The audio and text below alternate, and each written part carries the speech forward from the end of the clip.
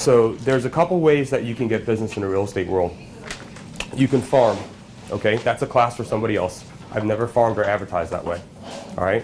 It's a very good way to do it if you do it effectively, because you also get free branding in that. Not free, you're paying for it, but you get branding. You can work your sphere. This is something we should all be doing anyway, okay? What does your sphere look like? It's probably a bit more robust than you think initially when you think about your sphere. So everybody in here, tell me anybody in here who doesn't get a regular haircut. All right, so you guys all have somebody that's cutting your hair. Is there anybody here, and be honest, because we're here to grow. We're not here to show how great we are. We're always improving, right?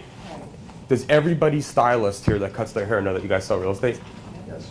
Every single person in here? Yeah. All right, good, okay. Favorite restaurants? Everybody has them, right? They gotta know what you do. You can sit down at the booth and enjoy a nice private conversation if that's important and you're not keeping tune with your personal relationships. But professionally, it's better to sit at the bar, all right? People are there to converse. The bar atmosphere is very different. So if you're gonna eat by yourself, you definitely sit at the bar, okay? But even if you're gonna eat with your spouse or a friend, go sit at the bar. Get some conversation going. It's a big thing there. Lawn care, right? Anyone get their grass cut? They know everything, right? So they're cutting grass that's 2 feet tall. There's a house that's vacant. There's a house that's going up for sale. They had us do some fresh landscaping. Oh, well, I cut grass for a realtor who's really good. We like him a lot. He's always awesome to work with. Maybe you should talk to them, okay? Dry cleaners. They got to know what you do. Most of the time, they're doing high-end clothes, right? They're dealing with professional people often, right? They got to know what you do. Neighbors, that's probably not hard. Apartment leasing centers, right? Go stop in there, make a relationship with the person. Say, a lot of these people are selling a house to move in here. A lot of these people are moving out of here to buy a house. You guys aren't doing retail brokerage. I'd love to link up with you and work out some kind of arrangement where we can do business together. I can keep you in the loop, we can build a relationship, and we can funnel people into your apartment and out. Because I have a lot of people that are going to move into an apartment, and I'll steer them your way to look at your prices, and then they can make their own free decision based on other apartments. But I can at least put you in the mix, okay? Postal workers, your post office people, your FedEx people, right? Let them know what you do. They know everything, okay? And don't just go up to them and say, hey, listen, I sell real estate. I know that, like, don't be cheap. You've got to build a relationship. The way I build relationships with people that I don't have a lot of time to get to know or work with is I tip heavy, So my FedEx person gets $100 on every holiday I can think of. My UPS people get money. My postal people get money. I try to take care of the people that are not being taken care of through their establishment. So that's one way to do it. I'm not saying it's the best way to do it. It's just the way that I do it if I'm short on time. Now, the other thing is I'm very talkative. So if I'm out there getting my mail and I see my post office person, I'll spend 2 minutes with her, and not more than that because I know she's got a route to go on, right? But I'll try to connect there. Okay, so if you can connect with people in 3 or 4 places, you can move mountains. Okay? That's the most important thing I'm going to say all day today. Okay? You have to connect with people. This is a business of relationships. And if you're not connecting, then you're not connecting. And you're blaming someone else for the reason why they went somewhere else. You have to connect. You have to connect on personal things. You have to be vulnerable. You have to sometimes be self-deprecating. You have to be uncomfortable. You guys know anybody who's very, very wealthy that was totally comfortable the whole way through? There's not one person out there. Okay? You have to connect. It can be on superficial things. It can be on important things. Either way, you have to make a connection. And if you make it in 3 or 4 places, you have an acquaintance at that point. They're not just a passing stranger. Okay? So when I run into people, when I'm out in the world, most of the time, it's not a wave, it's an interaction. That means that we've connected. If it's just a wave, it's like, it's a polite thing. If they come over, sit down, intrude while I'm eating with my wife, talk for 5 or 6 minutes, and then leave, it's a warmer feeling. It's a warmer reaction.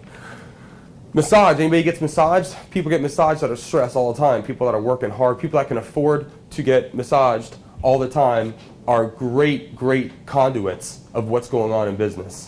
Very, very important. Come on, have a seat. I always talk about the most important things in the first 2 minutes, and then the rest is all fluff.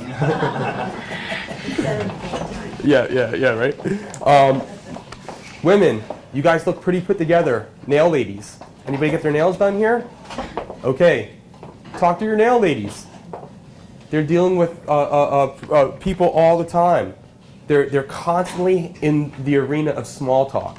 People that are having small talk about small things. A small thing to me is, oh, I have a client of mine who's an agent. They seem pretty successful, and they're very polite and nice and easy to work with and all of that stuff. So why don't you try to give them a phone call? All right? Small talk people are your friends in this business. Okay, gym. Anybody here go to the gym? I went to the gym for a year. I know Stephen Custer by going to the gym. I went to the gym for a year, and I sold 5 houses out of that place, and I wasn't the most frequent guest, right? I go 2-3 days a week if I felt like it, right? And I had my earbuds in, so I really didn't talk to everybody until I took those out. So it's an easy place to bump into business. Hey, Sandy. All right, so you want to build relationships, all right? So we're going to build relationships. We're going to talk about that today.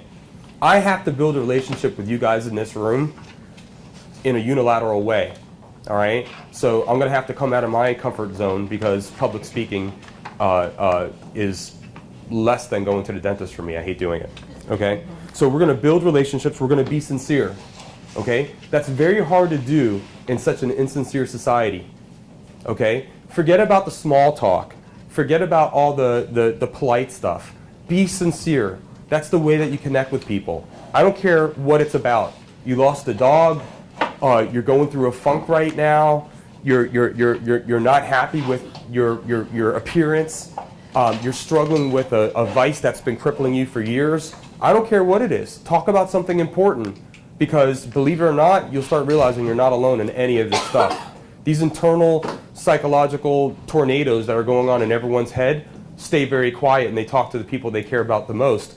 But the only way that you expand your relationships is to connect on something serious, okay? That's very important. I've been selling real estate for 12 years. In the 12 years I've been selling real estate, I only marketed for 1 year, and I didn't really market conventionally. I just made phone calls. I've been in word of mouth business for 11 years since then. I sold $14 million last year, and I didn't make one outgoing phone call, okay? So if you guys don't want to reinvent the wheel and have to market and advertise every single day of your life for the rest of your careers, do it right for 12 months and never do it again. Okay? That's a very important thing. All right? So how do I get business that is residual?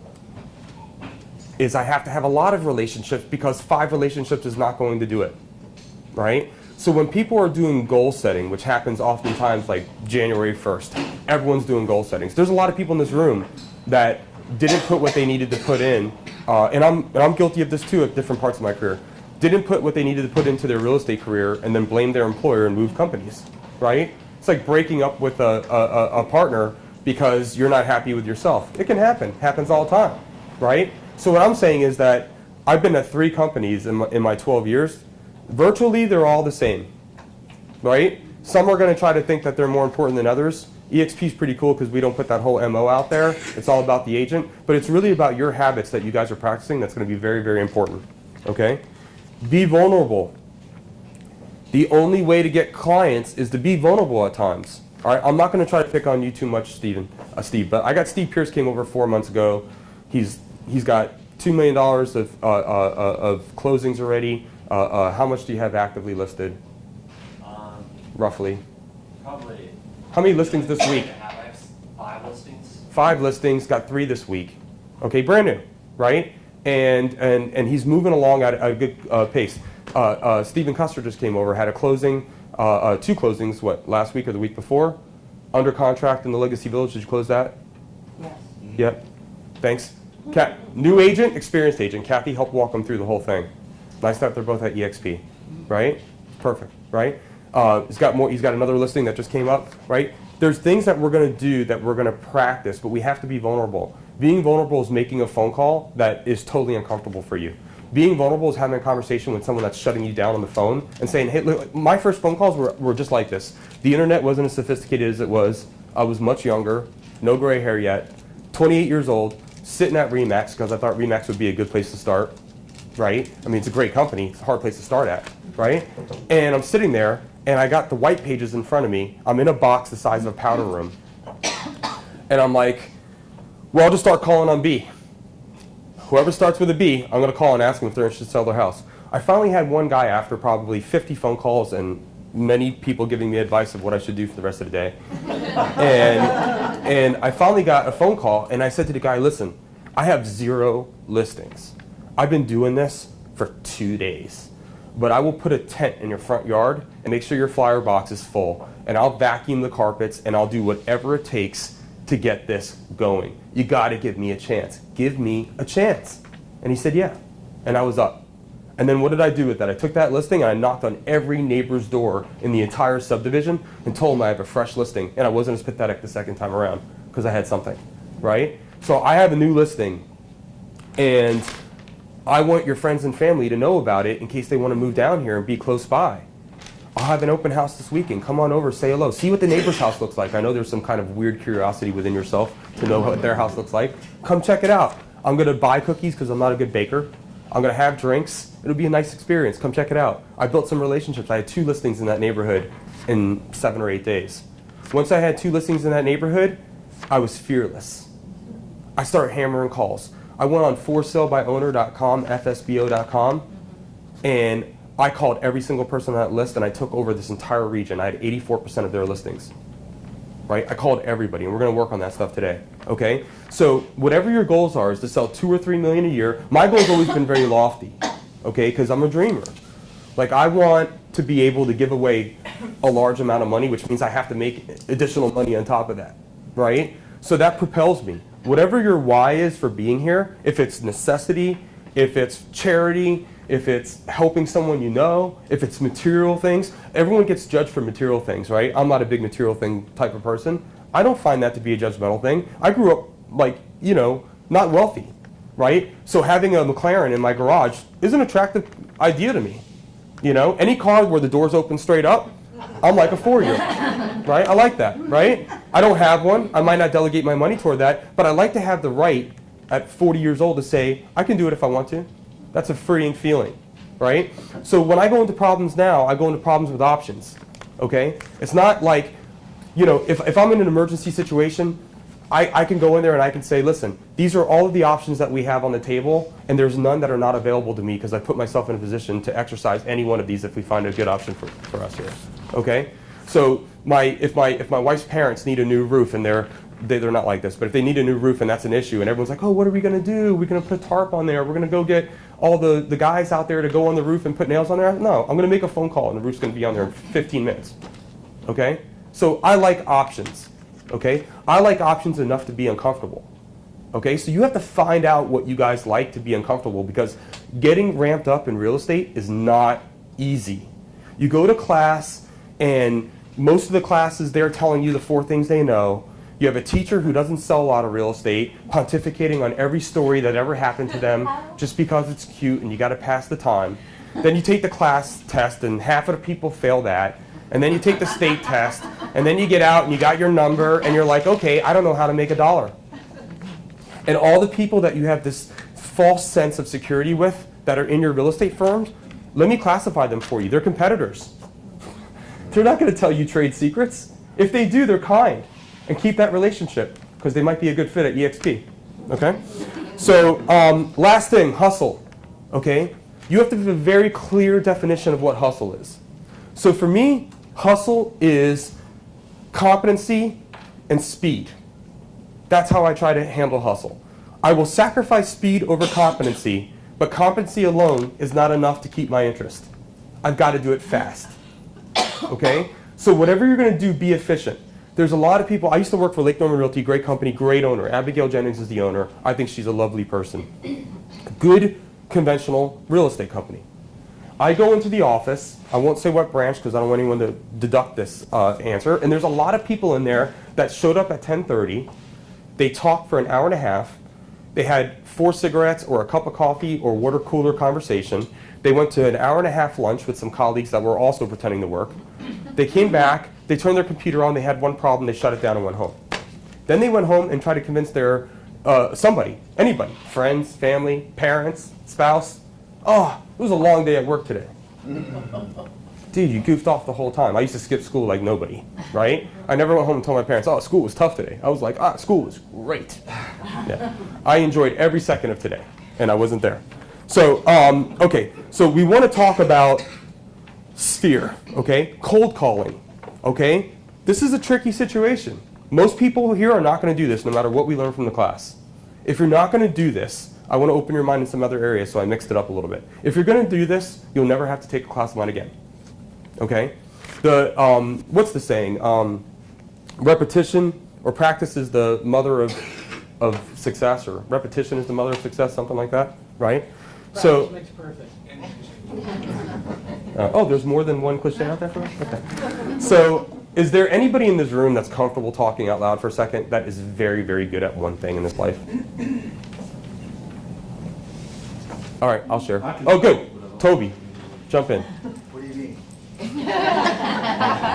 Let's start with fighting and just pull the obvious truth. Okay. Does What do you want me to talk does about? anybody know your background on that? Just give it real quick. I'm a professional mixed martial arts fighter. I specialize in Muay Thai Jiu-Jitsu and black belt Jiu-Jitsu. I'm a black belt Jiu-Jitsu. I fought in the UFC in a steel cage in 2010 on Spike TV, along with 75 other professional fights. I'm an undefeated professional boxer.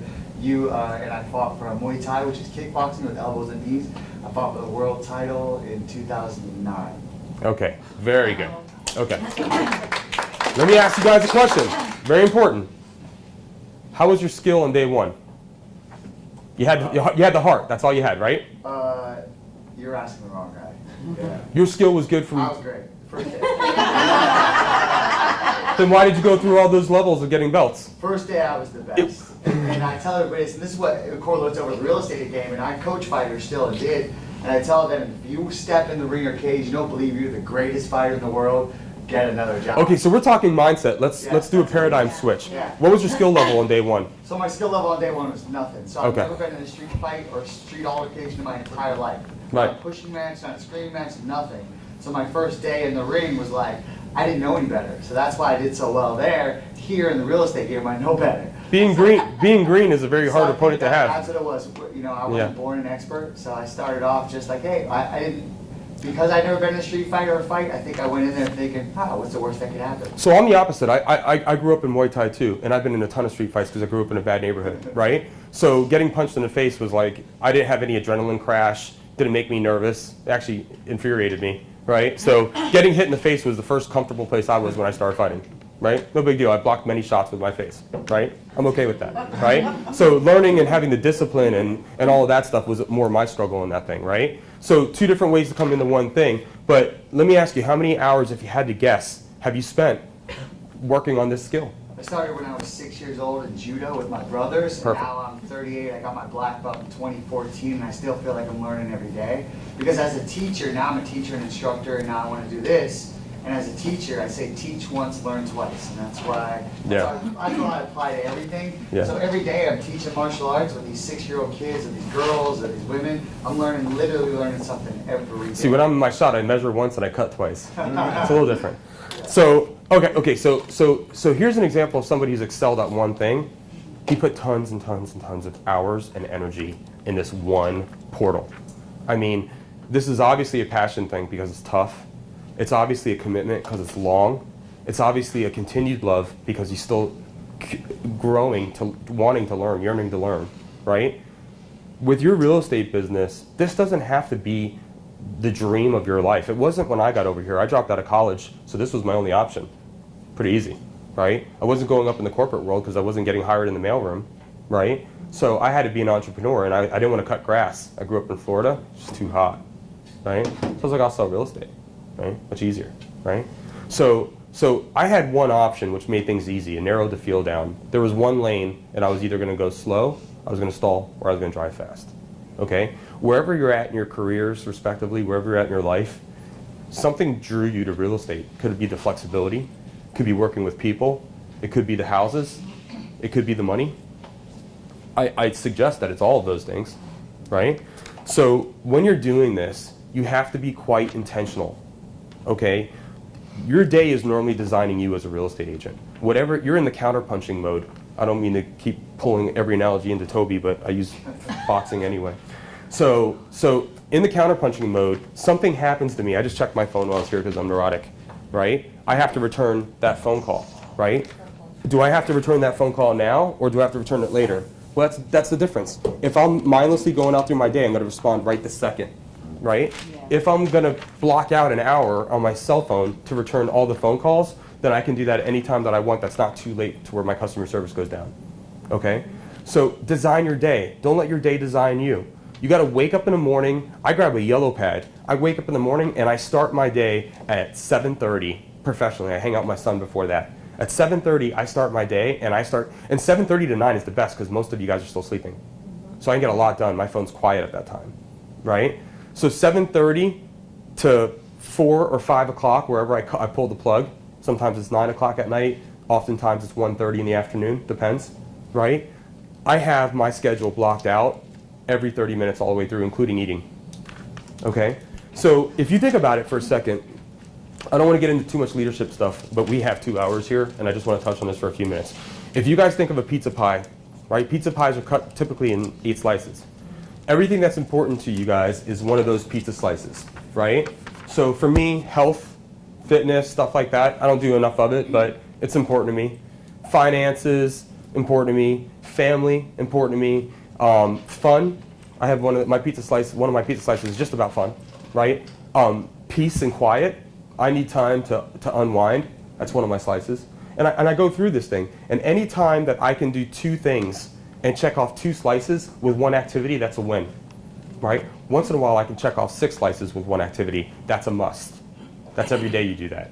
So if I take my wife and my son for a walk, I get to hang out with my son, which I'm very excited about. I get to talk to my wife, which is something I covet, especially as busy as we've been the last year, right? So I get the family, I get the relationships, I get the peace of mind, I get the fun, and I get the fitness because we walk for 2.5 miles, right? That's a win. So guess what's on my schedule every single day? That's not raining, is a walk, right? So when you can do this, it's a good thing. When we get into calls, okay, this is going to be a little bit more than the meat. We have any questions at this point? Okay.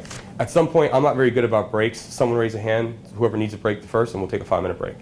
Okay? You can interrupt me mid-sentence, doesn't bother me at all. Okay?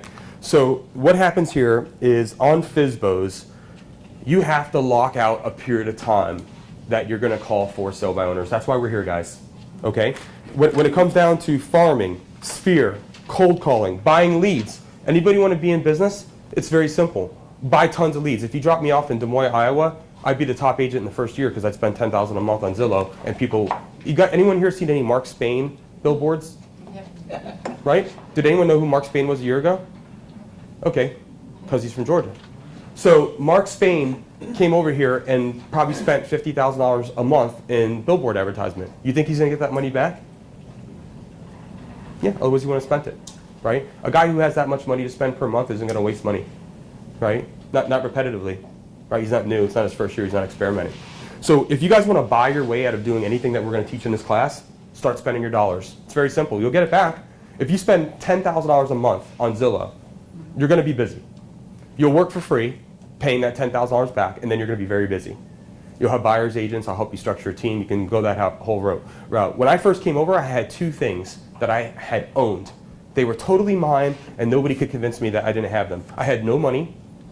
That was a fact, right? And I had excess time because nobody was telling me to do anything. I showed up to work. I was ready to work. I had nothing to do. I didn't know what to do. So I had time and no money, okay? So that's why I'm teaching this class, right? Because whatever we do here today is only going to cost you 2 hours. It's not going to cost you any money, okay? And then the last thing is open houses. You can be an open house sensation. How do you do an open house? Well, you have to have 15, 20 signs. You have to have balloons. You have to advertise it on Facebook. You have to put it on the MLS. You have to put it on Instagram. You have to mass expose this thing. That's how you do an open house. The other way of doing an open house is wasting 4 hours of your time putting 4 signs out there and no balloons, sitting at a door and calling the listing agent saying, this sucks. That's the other way to do it. Okay, I've done it many times that way. The only problem is I had to call myself. So I'm like, Rich, I got exactly what I put into this, right back out of it. Okay, so those, in my opinion, are the 5 ways that you get your real estate company up and going. All right, so for sale by owners. Where are we going to find them? ForSaleByOwner.com, owners.com, Zillow, Craigslist if you're still using that site, driving by, seeing signs, writing letters to vacant houses. That's about all the ways that I know. All right?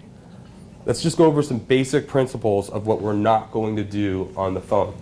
Okay? We're not going to sell them on using us on the phone. It's not going to happen. You start trying to sell them. Has anybody explained the EXP model to another agent over the phone? Any raise of hands here? I have. Right? Good luck. Yeah, try to. Yeah. I can interpret the Bible for you in less time. It's a robust model. It's a lot of moving parts, a lot of conceptual things, a lot of visual things. Not easy to do. Okay? So what do we decide to do? We decide to have them come over to lunch and learn. Because 3 or 4 people that are very comfortable in presenting the information can present the information to them, and it's easier on the agent that's inviting them. Right? And it's visual and it's professional and they can eat lunch. So what are they doing? They're checking 2 boxes, right? I'm gonna have nutrition and I'm gonna learn something, right? And if it's a good presentation, it might be fun. And if they eat the salad and not the cookies, it might be health. They can check a few boxes on that, right? So we're not going to sell on the phone. Selling on the phone is cheap. Don't do it, okay? You're going to get in the door with 2 choices. Does anyone here like asking open-ended questions? I would suggest, yeah, okay. On the phone, when I'm doing this, I don't. I like giving 2 choices, right? We want decisive action. We want to lock down an appointment. We don't want to call back because it's not coming. You call them up. Listen, we'll go into the whole spiel because I don't want to get ahead of myself. I'd like to come over either at nights or on the weekends. What works best for you, because I assume that you're working during the day. At that point, they can say, oh, no, I work from home. Great, I'll be there in 5 minutes. Okay? Otherwise, it's nights and weekends. You're going to use that against them because it's hard to see houses with a flashlight in your mouth, right? And weekends are quite inconvenient for agents. A lot of agents aren't going to work weekends as far as lead generation. They'll work what they generated, but they won't work lead generation. So if you make these calls on Saturdays and Sundays, it's a pretty good time. We won't do Sunday mornings, right? You got to work when everyone else is sleeping, right? When you get expired, if you call in the first hour, you're the first call or you're the last call. Anything in between, unless you were extraordinarily skilled on the phone, is a waste. You got to say, listen, I am the first person that is going to call you about your house expiring because I wake up earlier than everybody else. I am keen, I am on the job, I see what's going on. I can save you 450 phone calls in the next 20 minutes when people start waking up and coming out of the womb. And we can just list your house, fix all the problems that we had, and get it going, and you won't have to get any of those phone calls, right? Or, I see what happened with your listing, let's talk about that. Can I set up a time with you guys in the evening or on the weekend? Limit it down to 2 choices. Don't sell on the phone. You get an appointment with 2 options. If you give 5 options, they're going to be indecisive. 2 options. Lock it down. Okay? Stick to one premise on the phone call. Oh, I saw your house for sale. I sold $400 million of real estate. We have the best media. You need a realtor. 99% of people search for houses online. You have no exposure. I don't know if your price is right. Your marketing stinks. The flyer box was empty and the one that was in there was wet. I mean, you go all over the board and you have got them totally tuned out. Talk about one thing, okay? And the way that you're going to find that one thing is we're going to actually have to read. We're going to look at what they got and say, oh, that's not right. That's not right. We circle things, right? Steve, how many times do we look at a listing, we circle things? Yeah. Right? I mean, I look at them and pick one thing by minute. He finds the I'll pick the photos or their description is like 2 sentences long. He should really be teaching the class because he's been here for 4 months and he's got a ton of listings from this business this way, right? So I'm going to call on you a little bit here. So that is the difference, is pick one thing, talk about that. So what are we going to do? We're not going to sell on the phone, right? Because everyone hates salespeople, me especially. Okay. 2, we're going to give them 2 choices because we don't need a whole back and forth dialogue on when we're going to get over there. We're going to be very concise, right? 3, we're going to talk about one thing because most people can only handle one thing, right? Now we change that. We flip that entirely when we're there. We talk about multiple things. I'll pick on Toby for a second. I throw a jab at your face. I throw a right hook. He blocks the jab with his left hand. He blocks the right with his right hand. 3rd shot to the body sometimes lands. Hard to block 3s. 3rd shot's tough. So when we're there in person, we're going to talk about pop, pop, pop. We're going to catch them in spots. But on the phone, it's a very simplistic approach. Okay? Disarm, disarm, disarm. Okay? They are highly irritated the second they hear the word realtor. Okay? I am highly irritated every time I hear the word realtor because there's no A between the L and the T, right? Realtors are totally hated by for sale by owner people. They have gone through the entire motion of doing everything poorly to let us know how much they devalue us. Okay? Disarm, disarm, disarm. Call them up. Hey, my name is Rich Tomasini. Hold on a second. I'm a realtor with EXP, blah, blah, blah, blah. I think I know what's happening here on your for sale by owner. I have a couple things that I see that you have blind spots on. You guys like the word blind spot? Yeah. It's a lot easier than telling somebody that they don't know what they're talking about, right? Sometimes I have someone that's talking to me, and in my head I'm thinking, oh my God, this is time I'll never get back again, right? This person is not emotionally intelligent. They don't have any real premise on what they're talking about. They're preaching a lot. They're still obviously a student like all of us, right? I don't know how to deal with that person in a way that's gentle, except for just smiling, which is the tool that I've been using for a long time. Now I would just jump in and I'll just say, hey, listen, I think you have a bit of a blind spot in this section, and this is why you're not connecting the dots from A to B here. Use the word blind spot. It's very gentle. I know this is kind of a in-your-face class here, but honestly, I've been doing this for a long time, and I feel like the most direct I can be with you guys will take all that other stuff that I could teach in this class and strip this thing down to one or two things that you can do.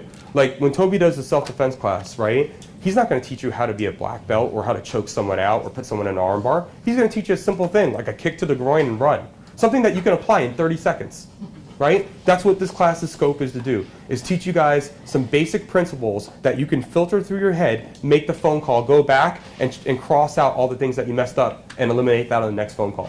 Very simple, okay? Disarm, disarm, disarm. They don't want to talk to you. You know it. That's why you don't want to call. Get it out front. Right away, address that immediately. Look, I know you obviously don't like realtors, right? If you work with realtors, that might be even more intense. But I get what you're saying, right? That being said, I do this for a living, and I found a couple things or one thing in here that is totally wrong. I want to come over. I want to show you where you're off. I always use price, because they have no idea how they came up to it, okay? And at the very, very, very least, you'll move forward better than I found you. You don't have to use me. You can take all my information. I'm telling you right off the bat. You don't have to call me and tell me that you're not going to use me. You can take all my information and move forward with something that you can use to combat the next phone call that discusses price, okay? I'm teaching a class tomorrow. We're going to use the one CMA that we teach tomorrow to get the listing. We're going to use that one CMA to meet the appraiser. We're going to use that one CMA to combat the buyer's agent in negotiation, right? We use that one CMA all the way throughout the process. I go into a listing presentation with one paper and a pen. That's what I came in here with. And keys. Okay. So, very simple. Be memorable on the phone.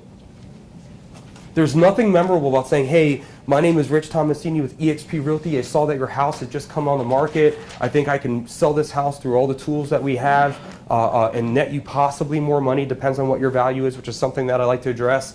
That's not necessarily memorable. It might be better than some of the other phone calls, but we're not searching for better. We're searching for memorable, right? Sometimes you have to disagree with a person to be memorable, right? Sometimes you have to be wittier. Go ahead, Bob, jump in. I had a house that was listing, and the owner wanted me to put it, well, he didn't, I suggested it, put his house for sale by owner. I said, the house wasn't totally ready, but let's get it out there, and this way, if we get somebody that comes in doesn't have an agent, you might save some money, but I really wanted to know, if you did it for sale by owner, what was going to happen with the agents. I'm still getting calls on a for sale by owner that was on Zillow 3 months ago from agents from different firms, a lot of them KW. But they are terrible. Nobody Terrible. comes across genuine. It's just they have a script and they're just reading it. See, so that's a cool experiment. The only downside to Bob is that if Steve Pierce or I made that phone call, Bob could have possibly lost his own listing. It's possible, right? No, they were calling me. Oh, they were calling As you. the agent. Okay, smart. All right, so being genuine, being engaged is a very good thing. Obviously, people are not doing a very good job of that. So let's just think about a conversation for a second. if I call you guys up and I vomit all over you about my agenda, how's that benefiting you? You got to think that way. I mean, what the seller is thinking when they get on, when they have a phone call come in, let's just think about it. They're thinking, oh no, how do I get them off? I hate being impolite on the phone, and I'm not paying 6% for some agent to come over here and do what I can do. Right? So if you know they're thinking that, why are we calling them up and saying the same old garbage? Makes no sense. It's because somebody taught that in 1975, and we've been repeating it for years and years. I go to these companies and I hear their training, and I'm hearing people sending 7 letters. What are we doing? I mean, that's like me saddling up my horse and using that as my mode of transportation to go to the listing. Do you mind if I tie my horse up? At least it'd be memorable, right? Consult first, okay? So we're not playing checkers anymore, okay? We're playing chess. We have to think 2-3 moves in advance, right? If you're not being mindful, it's not because you're not thoughtful, but mindful. You have got to think, what are they dreading? What are they trying to accomplish? You have to hit a motivation button. Okay? Oftentimes they'll give it to you for free, which is another reason why I say you need to use a realtor. Oh, my grandkids are in Wisconsin. We've missed their first 3 birthdays. We're dying to get out of here. Well, I'm the buyer. That is not good things to be sharing with the buyer, right? Sellers make all kinds of mistakes on their walkthroughs. Here's the biggest mistake. Why are they there showing the house? Right? Because they don't want the house to get cleaned out. Right? So the whole dynamic of what they're trying to do is absolutely the most insane concept ever. All we're going to do is point out to them with some humor how insane it is. Go ahead, Audrey. I found effective for me when I call them on the phone to disarm them by saying up front, "Hi, this is Dr. Morris, for sale by owner, I'm with EXP Realty. I do not have a buyer for your property, but I would like to do a preview with you if in the event a buyer comes into my market." Okay, so and let's... that confuses them, and they're like, oh, okay. And I've had many people tell me, I appreciate your honesty, yeah, whatever. Okay, good. So here's one thing. Being honest is not what they're expecting from that realtor phone call. So that's a good thing. Good place to start. Now, what happens if the objection to that is, well, when you do have a buyer, come back to my property and I'll be happy to show it to you. What's your response at that point? When I do have a buyer? If they say, I do have a buyer, when you do have a buyer, I'll be more than happy to invite you in and show you the house. But until you have that buyer, I don't see any benefit of doing this. I appreciate that, I understand, and I respect your time, but if the buyer's coming in and I only have 1 day with them out of state, I can't describe your property to Good. them in Good. order to see if they would like to see it. Good. I like to be prepared. Don't penalize me for that. I love it. Good. Go I ahead. had a different approach. I was talking to Zach about this because we were doing some calls, and he started with, the owner was like, do you have a buyer? And he's like, I might have some buyers. I would love to, show them the property. That's the way a lot of us are taught. Cut that out. Yeah. Like, I totally cut that out, and I tell them straight up, I don't have any buyers. I'm solely a listing agent, and I'd like to come over and see your house and see how I can help you. And they respect that immediately because that's just off the table. And So then that's- they don't ask me, then I don't get the question about when you have a buyer, you're more than welcome to come by. I've already overcome that by saying that I don't work with you. That's why I want to kiss this kid in this class. I agree. Let's be straight. Let's be honest. Yeah. I mean, I feel like the entire common denominator of all of my business is that I'm always very honest because I have a poor memory. I can't remember lies. If I say something that's a lie, I forget within 5 minutes. Right? I've got to be honest because for some reason I remember everything that was the truth. Right? So with our clients, we're just shooting them straight. I have a total agenda. If that's the agenda, let's just get it out on the table. Look, I have a total agenda. I do this 365 days a year. I know everything that's going on in the market. What I don't know is everything that's not listed for MLS. So when I have a buyer come in, if I have a buyer come in, isn't it my job to let them know what they can buy in this neighborhood? It's not my job to only show them what's on the MLS. That's just a fragment of what's out there. So for me to be a knowledgeable professional person, I like to know all the inventory because you might be the best deal in the market and I don't want my client to miss you. Okay? Easy way to combat that. Okay? How about this? I don't have a buyer. I appreciate you asking me that. But I don't like to do my homework after I have someone coming in. I like to do it beforehand. I like to be knowledgeable before. Frankly, I can find a buyer for your house better if I know what I'm selling. Okay? So you got to just start thinking what are they going to ask you? We'll go over that stuff today. What are they going to ask you, and what are you going to say back? If there's a pause, if there's an embarrassment on your face, if there's dead silence on the phone, you lost. Doesn't matter what you say. Could be perfect. You lost. So I'll tell you right now, if Toby and I are in a close quarter situation, right, and I outweigh Toby by 15 pounds, he might be thinking in his head, Rich is going to try to take me down and I'm going to choke him out, right? Or if I'm 6'4" and I got to reach as long as this room, he's probably thinking I'm throwing a punch within my striking range, but not within his. So he's going to have a plan of action. Double leg takedown, put you down, even it up, fight close. Doesn't matter what it is, right? So the point of this entire thing is, you know something is coming back at you. What is your counterpunch? Prepared. Right off the top of your head. When we leave this whole thing, it all comes down to one objection. We'll have answers on every single one. It'll be so easy. When you hear it, when you're on the phone, it'll be the first time you ever felt relief on the phone with a stranger trying to get a listing. You're like, oh my God, we talked about that in class. I knew it was coming, and I'm going to hit this one out of the park. Okay? So be prepared. Consult first. This is a business of salespeople. We have to be consultants. It's the difference between us and everybody else. Does anybody here know the value of a real estate agent? We all think we do, right? Can you articulate it in less than 30 seconds? Need to do that. So 99% of buyers are buying online right now. What is, I compare everything to online dating because it makes everyone laugh. So I try to use humor for every single thing I can do. I'm being serious here, but I'm normally a 5-year-old goofball at listing presentations because my entire passion in life is watching people's plans all dissemble and laugh and have fun with it. I like having fun with my clients, right? So it's very, very simple. It's when you're talking to them, let's just say this. Listen, just say that you were recently single and you decided to go on Match.com. Am I going to take a picture of you while you're sneezing and put that as the profile shot? That's what you did for your house, right? Am I going to talk about the fact that I love being lazy, I like crap TV, fast food is my favorite indulgence, and the best thing I can do on a 75-degree weather day is watch football on Sunday? Am I going to put that on my profile sheet?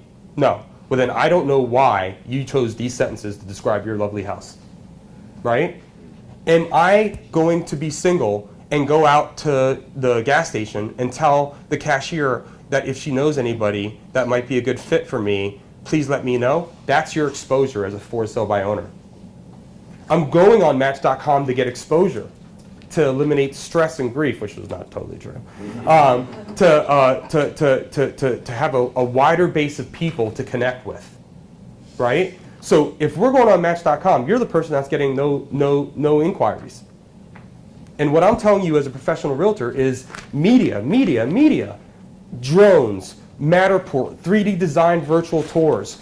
Grab your mouse and scroll through every room in the house. Walk yourself through that virtual tour. Does anyone here under the concept? I ask sellers this all the time. You guys feel like there's a lot of people moving into North Carolina from other places? Oh, everyone's shaking their head, right? Well, why not let them see the house before they fly? Let's get high on their list. Let me show you how this works. I'll grab my phone. I'll show them what this looks like. I'll show you guys what this looks like. This is really easy. It's pretty cool. Tell me that we're not building value when I'm done with this 10-second tutorial here. Very easy. I haven't talked about price. I haven't talked about commission. I haven't talked about anything. All I'm showing them is that when you're on Match.com, let's get a nice picture of your profile picture. So when I do my virtual tours, I can scroll around the neighborhood. People are asking all the time, what kind of neighborhood is it? Well, no problem. Just get on your computer. I'll show you. You scroll left or you scroll right, and I'll meet you back at the driveway. Oh, here's Matterport. What's the floor plan look like? Oh, well, here, it's easy. If you're in the kitchen, you just click on here, and we can scroll around the house. Oh, the kitchen's nice. What's over there? Well, I'll go walk over there. Oh, what's over here? I'll go walk over here. Is that a bedroom? Let's go inside it. Does it have a bathroom? I don't know. Let's go inside it. Right? And let me scroll around. Oh, there's a bathroom. Right? Oh, there's a walk-in closet. What does it look like here? Right? And then what do the drone photos look like? What does it look like from the aerial? So when we're talking about media, it's very easy to get their attention, right? Imagine if you go to a for sale by owner, they've got a picture of a corner of a wall that they took in their kid's bedroom with an Elmo sticker on it, and you show them that. You're like, this has got to be the first impression. right? So if this is the first impression, we're going to likely be much more successful. I haven't even talked about commission. I haven't talked about how honest I am as a realtor. I haven't talked about how little or how much I've sold. I haven't talked about anything. All I've done is show them what media looks like. Pretty easy way to build rapport. You know what happens more times than not? They put their finger without permission on your phone. And they're scrolling. I'm like, oh, here, you can hold the phone if you want. Go ahead, go through it, right? So that's one thing, right? We want to talk about when we're consulting, we want to go out there and show them what we know that they don't know. Here's another thing. I'll use another example. I've got a $500 beat up, rusted pickup truck that I put my Christmas tree in every year to get it and to remove it, and it sits in my driveway. And I live on a dirt road, and I put a for sale by owner sign on that windshield, and it says, pickup truck, terrible condition, runs good, $500. After 2 months, I look at my wife and I say, God, I can't wait to get that thing off our property. It's an eyesore. I'll drop the price to $400. All right, $400, nothing, right? I'll drop it to $350, but I'm not taking a penny less than $350. This is ridiculous. This truck is worth $350 just because it starts. Drop it to $350, not a phone call. What am I telling myself? Well, none of my neighbors need that piece of junk truck. So then I put on Auto Trader for $1,000 and I sell it in an hour. Right? Exposure, exposure, exposure. Why are we not talking about exposure? You guys are going to spend all your time talking about commission because that's what they want to talk about. You're going to spend all your time talking about your value because that's what they don't believe. Why are we not going to talk about the things that nobody can contest? Makes no sense. So consult first. This is what media really looks like. This is what exposure looks like. We have a thing called the IDX that channels our listings from the MLS into 50-plus websites, and anybody with an internet connection and a bowl of rice in Indochina can find our house, make a phone call, and say, hey, I'd like to see it. I'm getting on a plane. Right? Why are you missing out on all that? Doesn't make any sense to me. Because you're worried about 6%? Let's worry about the 94% that we're not talking about, like your price. Let's get into that conversation next. Boom. We go right into that conversation. Okay? Snipers attract zero attention. So I've never been a team player. That's why I like martial arts, because it was always one-on-one. I like having a coach, right? But I've never been a team player. When I was in soccer, I could see the vein on my coach's neck, like 3 inches thick, screaming, pass the ball. And I'm like, dude, no way, this is going in the net right now, right? Right? Or I'm going to miss it. But I'm taking the shot, right? So in this business, I've been a bit of a black sheep because I never go to the events and I don't fit in with the group. I've always been a sniper. I take down my targets one at a time. I don't have a picture of myself on the business card. You don't see my face anywhere in advertisements unless the company put it out there. I've been sniping for a long, long time. I am more comfortable on the top of a roof with a peanut butter and jelly sandwich with nobody else around me, knocking targets out, than I am hanging out with all the boys at the fire pit talking about war stories. It's just not me. I have no interest. Okay? Be a sniper in your listings. Take the for sale by owners, print everyone out in your area. Go drive by them. We have the time. Go drive, and don't drive the same way twice, because you might see another for sale by owner if you take another way home. Okay? So go get your for sale by owners, go look at them, make observations. When I was a real estate appraiser, it was very simple. I looked at the outside of the house and I said it had a fence, has a rear porch, I can tell from this angle. The outside is immaculate, so I'm making an assumption that the inside is probably in decent condition. We're taking notes. We're doing some detective work, which is the fun part of this job. We love doing detective work, right?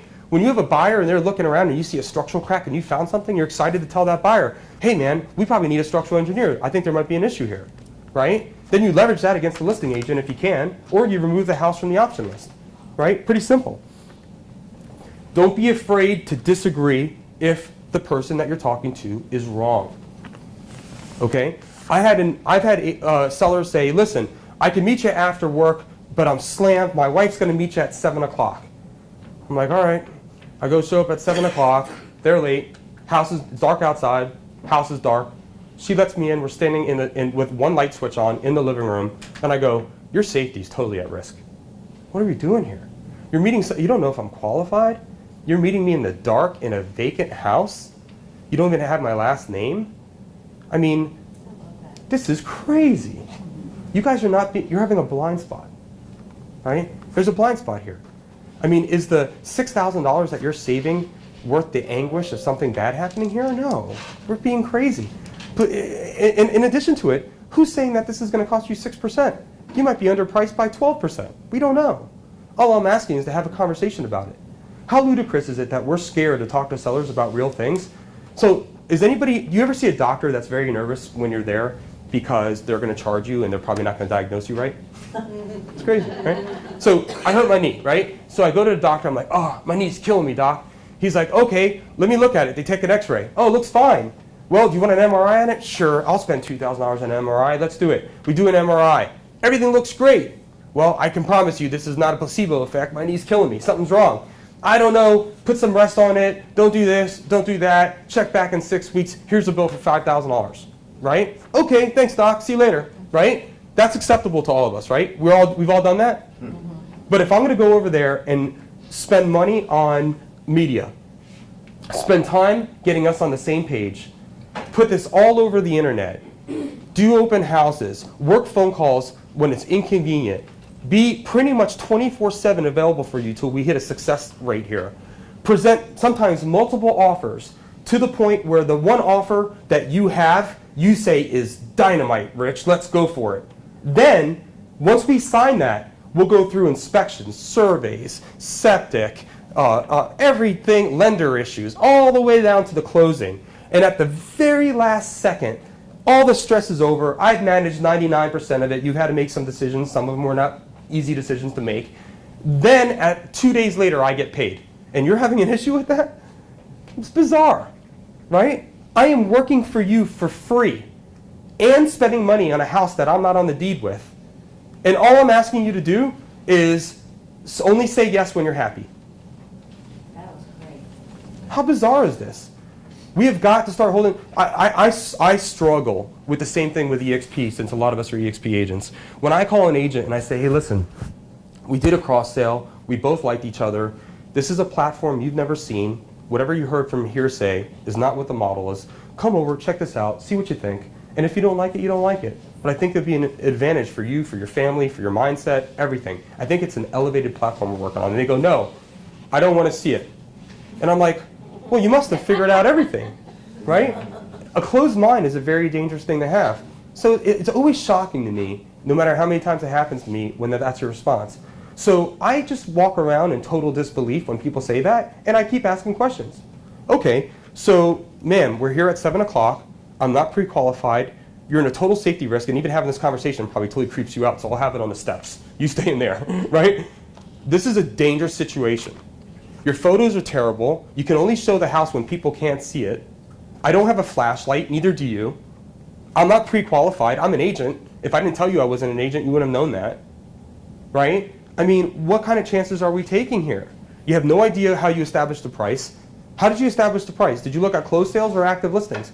How many times have you guys heard that the neighbor's listed for this, and my house is nicer? First of all, my house is nicer is the same statement almost everybody on the street says, right? The second thing is the neighbor could list their house for $75 million. That doesn't mean it's going to sell. So we got to look at closed sales. Well, when you looked at closed sales, what was your technology where you were able to find them? Oh, you didn't look for them? Well, let's see what's actually sold, because those are concrete facts, and we can base our value on what's happened versus what hasn't happened or is hoping to happen. Okay? Find the weakness in the listing. You could go on listings right now on MLS and find a weakness in every listing, and probably mine included too. Because I'm more prudent certain days than I am other days, right? I try to do an overall very good job, not perfect job. Okay, I'm never trying to seek out perfection because I don't need to feed any more neurotic nature than I have already. I want to do a very consistently good job for everybody, right? You can find a weakness in every listing. You're going on an expired. They didn't pay for professional photos. Weakness. Price. They had 4 price drops in 180 days. They had no idea what the value was, right? So easy. Half of the boxes aren't filled out. No directions. No schools. No video. No aerials. Nothing. Just simply hoping and praying the market's so hot that I'll get paid. Okay? Those agents that are doing that, and we've all been guilty from one time or another, deserve to have business ripped away from them. Right? I've lost a couple listings in my career that I deserve to lose when I was much younger. Okay? Now the whole point is that if I'm going to get fired from a listing, it's not going to be logical. we're going to remove that facet. Objections. Has anyone ever heard an objection from a seller of why they can't use you? All right, let's just go. I'm going to go off the cuff here. My son is a realtor. Awesome, right? So nothing better than stressing that relationship that's going to be forever with the performance of your son selling this real estate thing, right? Tough. If you really love your son, you're going to want to talk to him after the sale. Just get that out of the way, right? Besides, you remember all the things that your son screwed up in their life? Some of that stuff's still going on. Yeah. Go ahead. I want a more experienced realtor. Okay, very good. So a more experienced realtor often has this terrible situation that happens. They're so experienced, everybody wants them, that you become a cattle number because they have so many listings. And now you're not dealing with the experienced agent, you're dealing with the experienced assistant to that experienced real estate agent. You're going to get passed on. Okay, you're just another number. There's no personal relationship. If they don't sell your house, they can sell one of the other 30 houses they have listed, and their family's going to be just fine. I'd really rethink that. I want to use Jackie. She sells all the houses here in Burkdale. Awesome. Oh, that's a good one. Jackie's an awesome agent to list with, right? Let's take a couple of listings that Jackie took, and let's see how her performance is. While her average days on the market are a little higher than I anticipated. You got 6 withdrawals here last year. Her signs are everywhere. I'm really here to talk about what's our result going to be like. You probably find some holes in Jackie's thing. And if you can't, then your suggestion should be, I think you should use Jackie. It's okay. Can't get everybody. Any other objections? Anyone hear anything else? I want to list my house with a realtor who's on a big team. Okay, I've never heard that before. So why? And the reason was, I want to know that if someone needs to see it right away and you're not available, that one of your team members can show it, or if they're a representative, whatever. Or I want to know that there's an open house at my house Saturday and Sunday every single weekend, and I know that you can't do that if you have multiple listings, but if you're on a team, Right. then you're going to have all kinds of people. And I just know that a team, they all work together and they get their listings they're trying to sell their team listings first, and da-da-da-da-da. That's steering. That's against the law. I get what you're saying. So let's talk about this for a second. So I have a team. What's I that? don't care about the law. No, but you can still state it though. Oh, yeah. So like it's like an attorney that states something that's going to get swiped from the record. It didn't get swiped from your memory. You just heard it, right? So let's just talk about that for a second. So I have a team of EXP agents, and they're all dying to do open houses. So our team is pretty robust. I mean, I know you want a 20-person team. I hate to offer you a 200-person team, but if I have to, I'll do that. Okay? So we can have open houses set up longer than you can tolerate us. Okay? Let's take this team that you're looking at, and let's start calling them right now, see who answers their phone. Let's put this theory to test.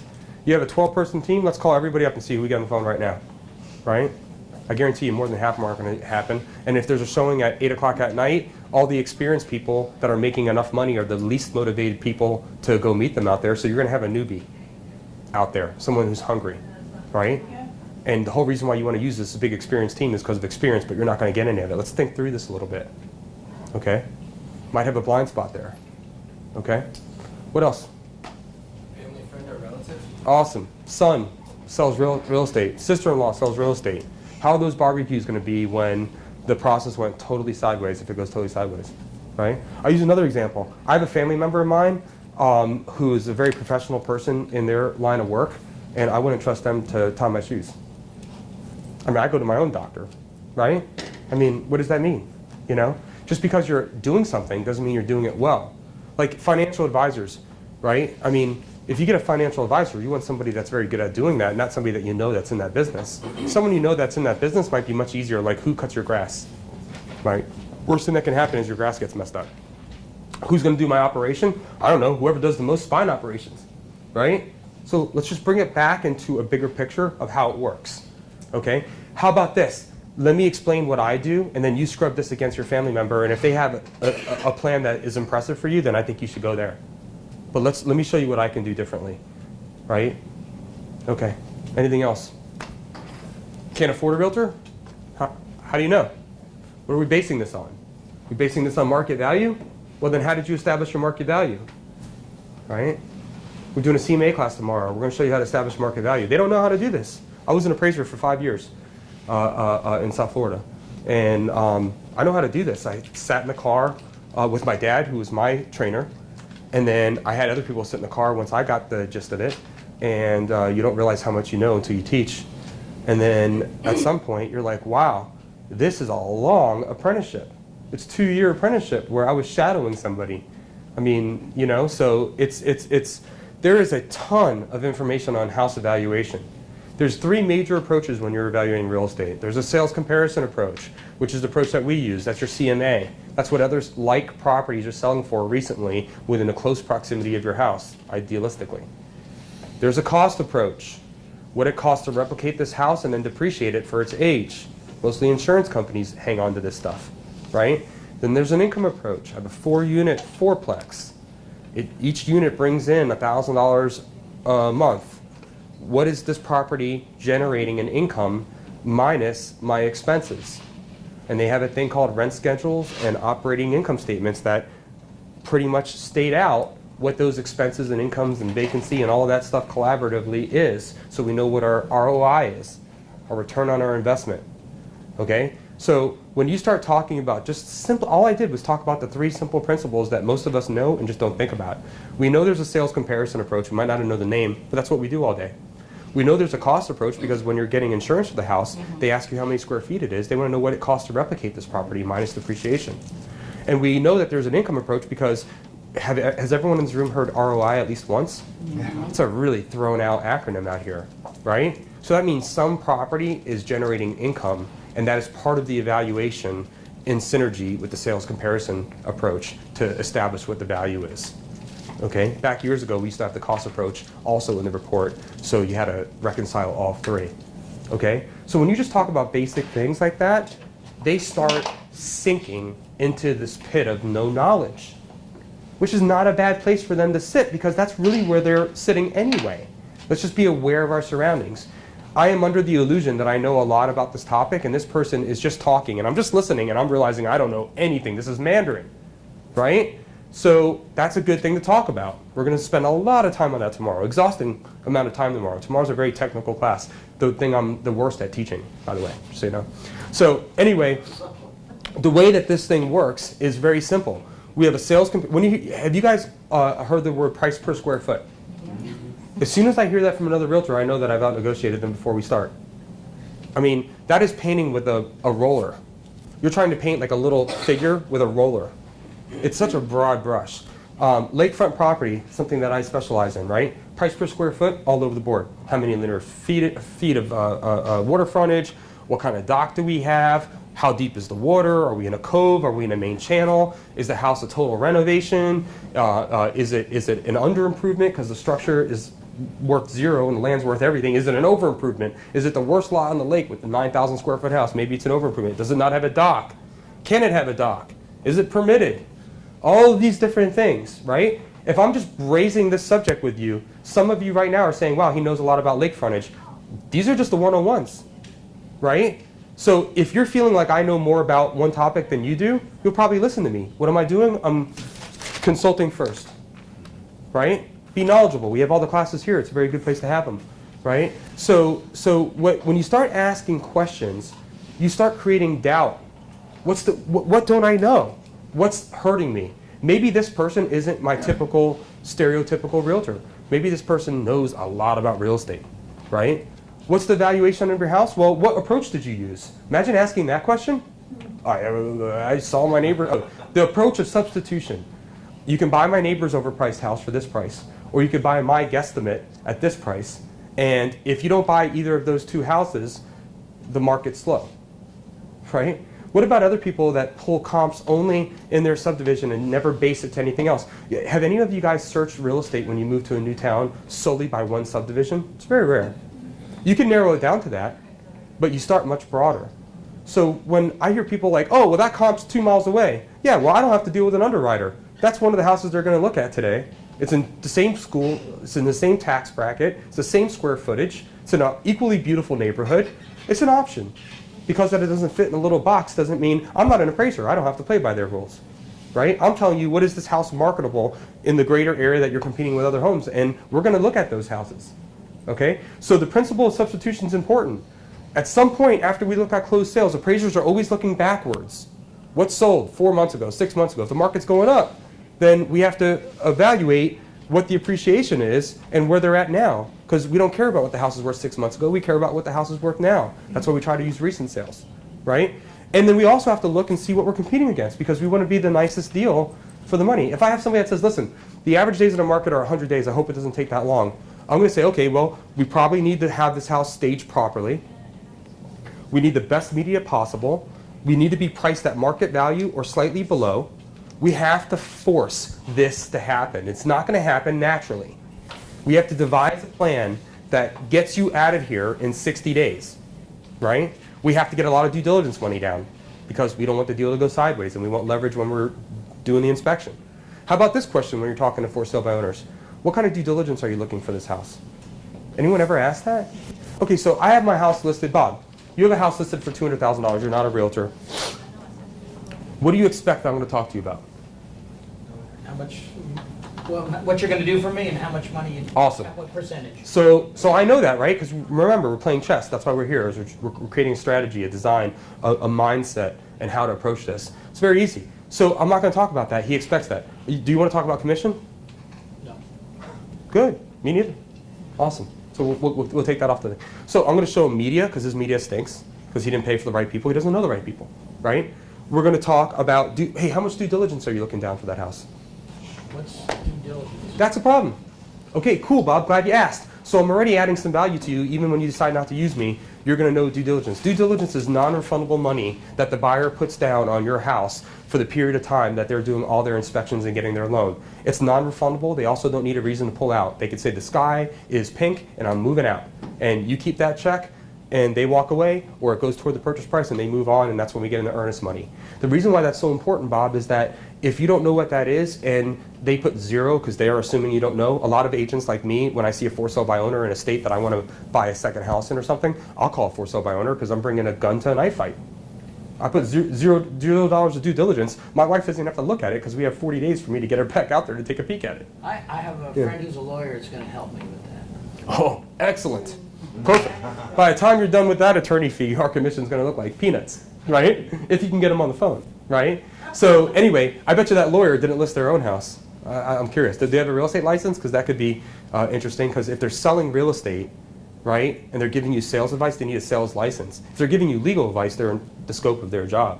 So let's just ask a couple more questions on that, right? So when we're talking about things that people are not comfortable with, like due diligence money, that's another area. So they're like, wow, Rich showed me media that I just need to know who did that.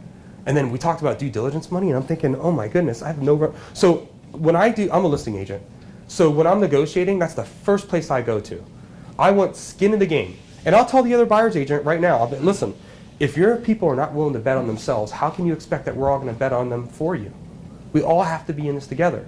Meanwhile, I'm leveraging myself to be in less risk when we negotiate repairs. Because if the house has $3,000 of damage and they have $5,000 of due diligence money, you think they're going to walk away? It's less likely, right? I am here as a fiduciary responsibility to my seller to make sure they win at every turn. And sometimes winning is losing. If you fight too hard and you have a monster ego and you're over-representing your seller, you're forgetting what we're here for. Both parties agree they want to go to closing. Get out of the way. But just make sure that you're giving them advice and steering them to when they go to closing, if someone had to be chosen as the winner of the thing, your client feels like it's them. Okay? So talk about things you don't know about. Do you have a recent survey? Do you have any encroachments? Do you have any easements? Do you know what you purchased? They're not required in the state of North Carolina. Can I see a copy of your survey? It'll also have the footprint of your first floor on there, and I can kind of take a look and see what we have here.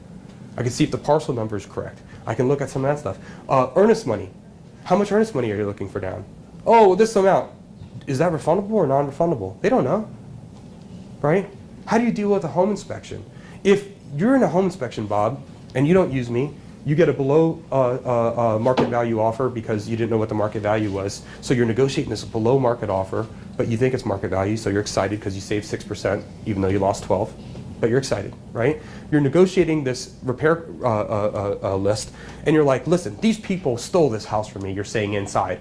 I'm not doing anything. What are you responsible for disclosing on the next buyer when they walk away? Do you know the answer? There's a thing called material facts.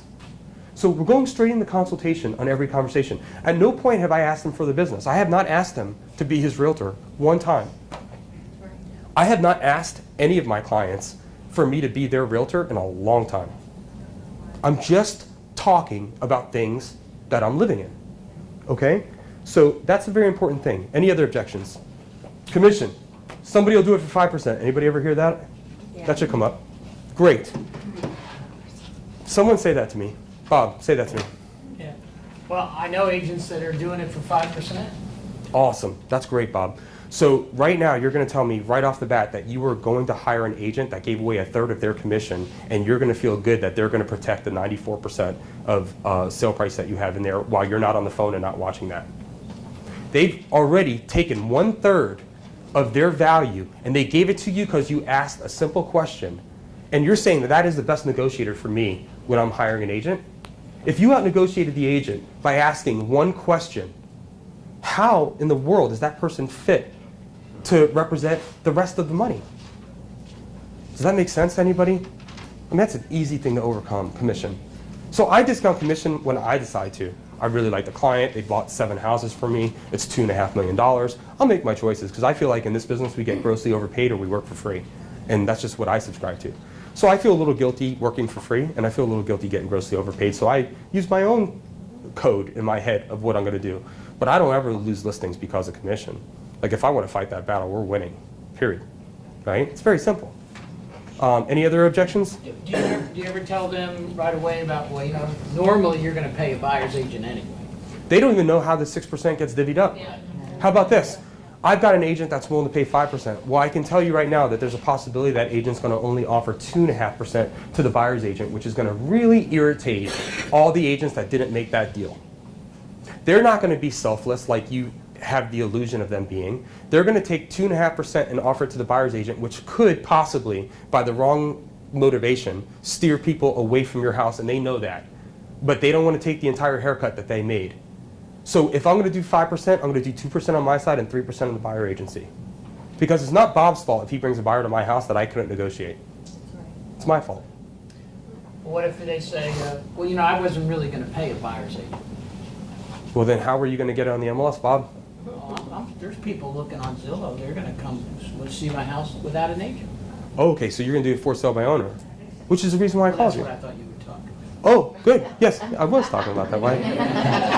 Why so shy and reminding me what I forgot I was talking about? So, okay, so that's very easy. That's cool. So we're going to go out there. Well, let me ask you. You've been for sale by owner for how long now? It's been about 2 months. Okay, 2 months. How many showings have you had?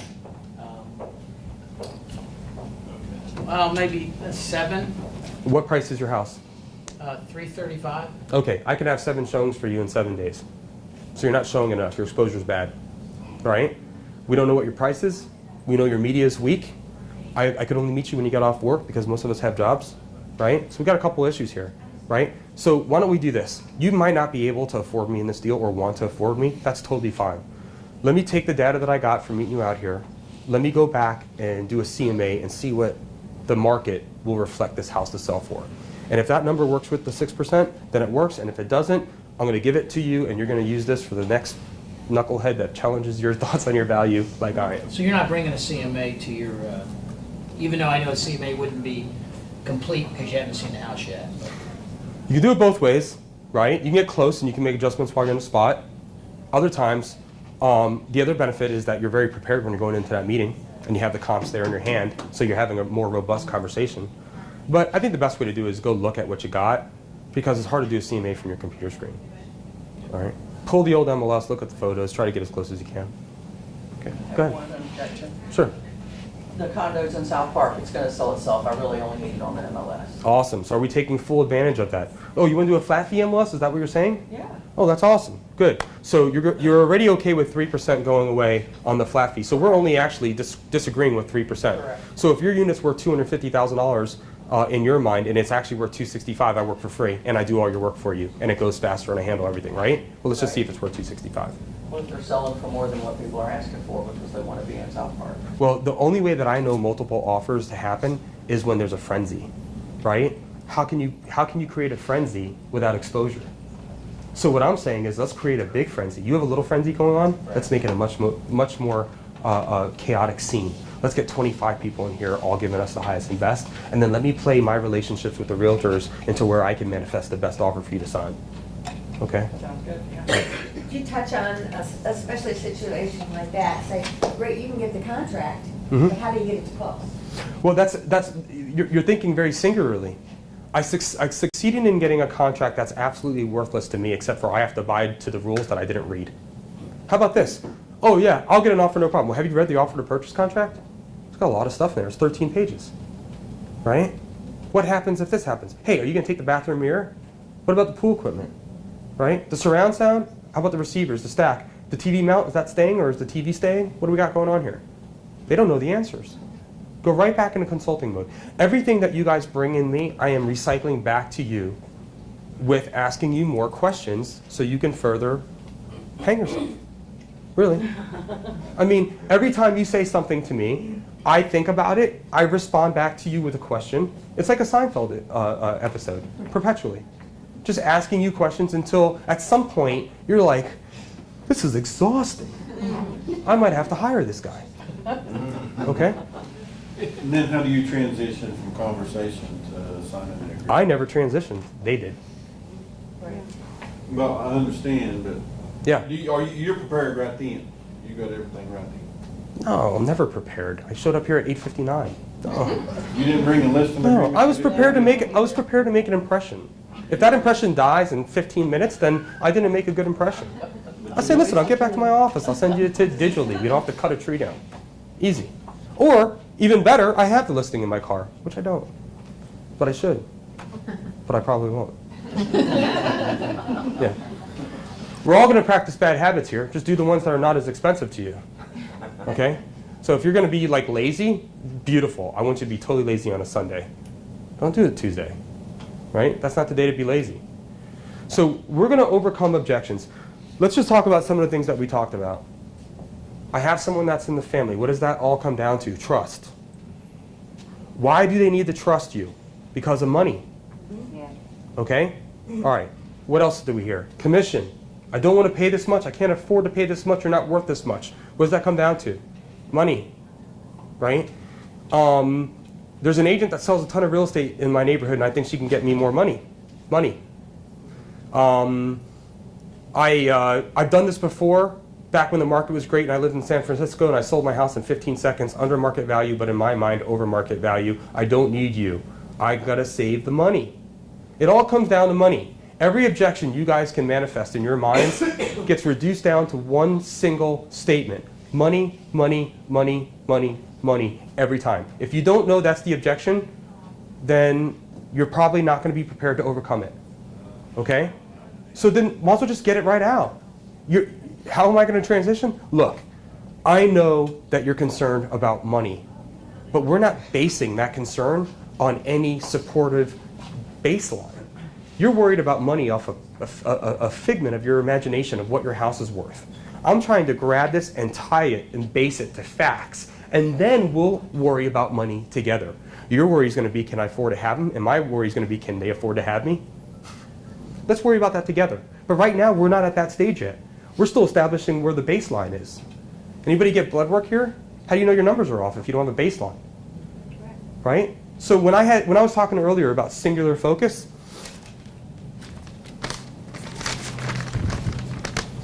I think I wrote it down.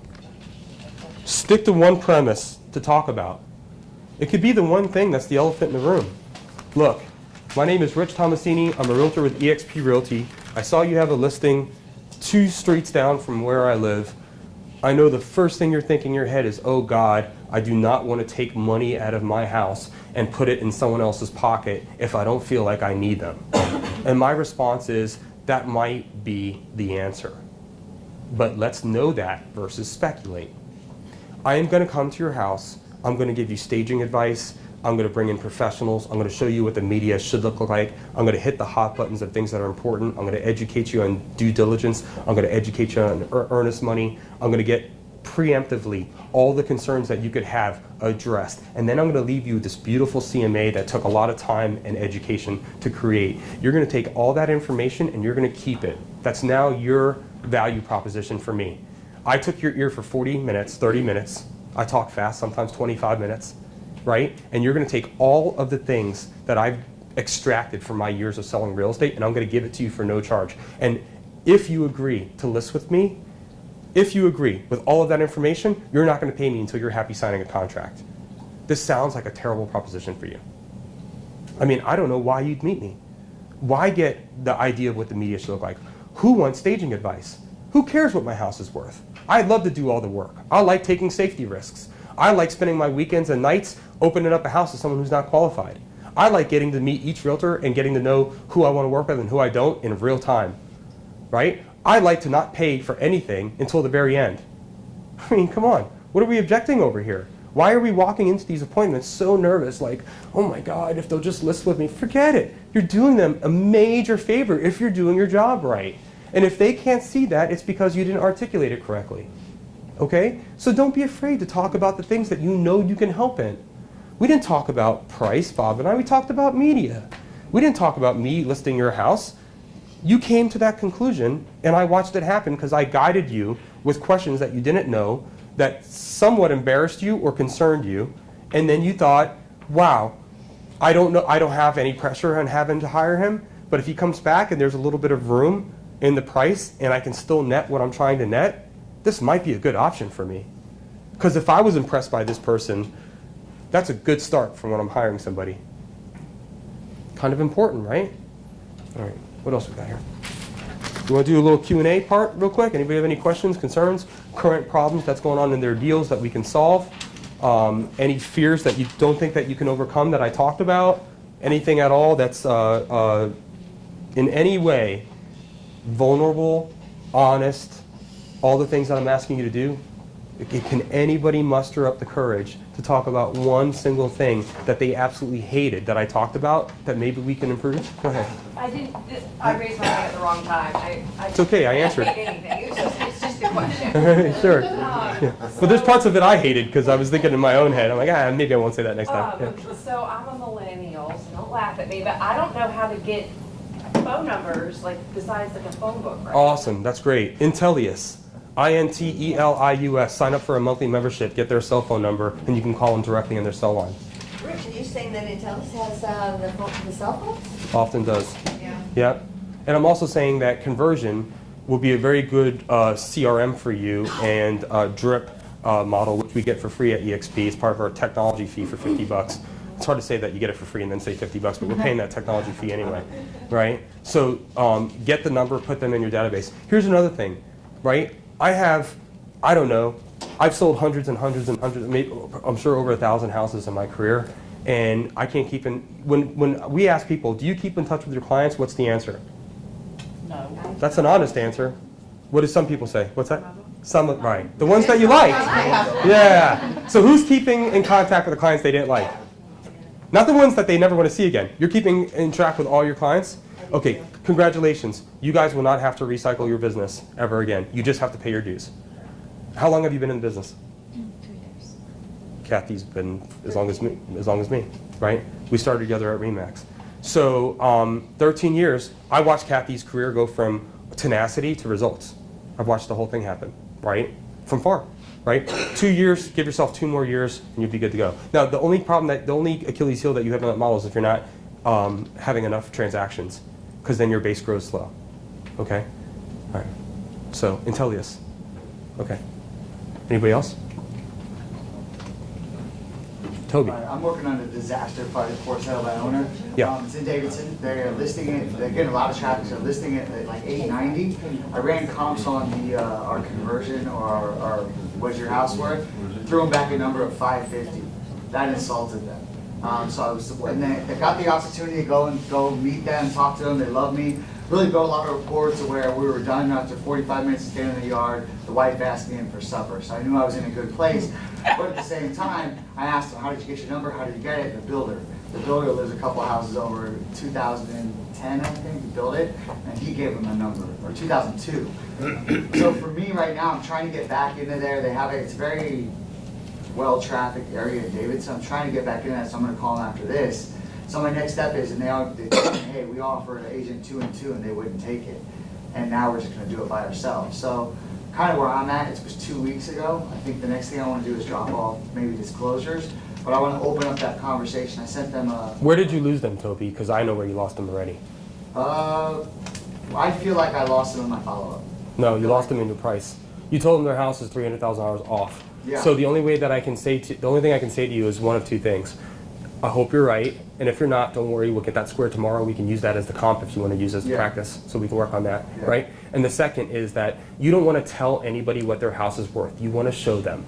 Right. Well, I think that's Let what them my see for question with it. themselves. Let them come to the conclusion I themselves. think that was the mistake I made by using the. Your follow-up was probably great, Using actually. the technology we have to kind of get them more. Yeah. I wanted to get them in my conversion. I was being selfish. I was trying to catch their info, so when I got them on the phone, hey, let me send this link. So then I sent them, texted them the link, and then I still got in the house on that. So let's extract all of this, and thanks for being honest. I Yeah, appreciate that because no. we all have this. So he was working off his agenda. He wasn't working off their agenda. Nothing he said helped their cause. The number was way off. He put them into the technology that wasn't face-to-face because he obviously did better face-to-face, right? So there's a few mistakes there. One, know your value. Two, when you go over there and you show them the closed sales that are comparable in their house, let them come to the conclusion on their own. You can just be the professor and explain it all, and they'll start coming to the fact that there is no supportable data to support 890. But I would also get, how big is the house? Maybe 22, 21. There's not, where's it at in Davidson? Right on Davidson, right across from the. Okay, I'm telling you right now, you're probably low on price. What'd Okay. they buy it for? 450 something. When? 414. 2000, I think 2002. 2002, so that house went up in value till 2006, and then it plummeted in value, and now it's on the rebound, Well, right? I pulled the comps, so looking at like 600,000. The closest one was like 650. I mean, it's a pretty. I mean, the area right there, it's right on that strip. Sweet. Right on Concord Road. That's- So I mean, they're pretty easy to pull comps. I think it's under. Yeah, but all the houses are different. But that's Like, what I'm saying. So like I a vacant lot on there is probably worth And $385. that's what I'm saying. When I threw them into the conversion, I think that was my biggest Yeah. mistake. That was my biggest. I'm understanding, recognizing that. But when Your I two got- mistakes merged at the same time. One Yeah. was putting them in conversion, and two was letting conversion do the work versus us do the work, That's right? exactly what I Yeah, it's okay. So we know where the problem is. So now we don't need to go, like, you don't need to send over disclosures to them because that's not going to solve the problem. Well, I was trying to add value, so I wanted to show up like, hey. Let's look. add value and let's go back and say, listen, I rethought my number to you, and I actually leaned on another EXP agent that used to be an appraiser, and we worked on this together in a group. Actually, I have video training. I can send it to you if you have absolutely zero to do this weekend. And we worked on the value of your property, and I want to come back and tell you that I think I was low because this is such an eclectic street. You have houses that are 5,000 square feet that were built in 75. You have brand new houses. You have houses that have an acre and a half. You have houses that are on 0.10 acres. It's a mixed bag of different fruit, and it's hard to find an apple and an apple. I found an apple and an orange, and I think my disconnect was how different those two fruits are.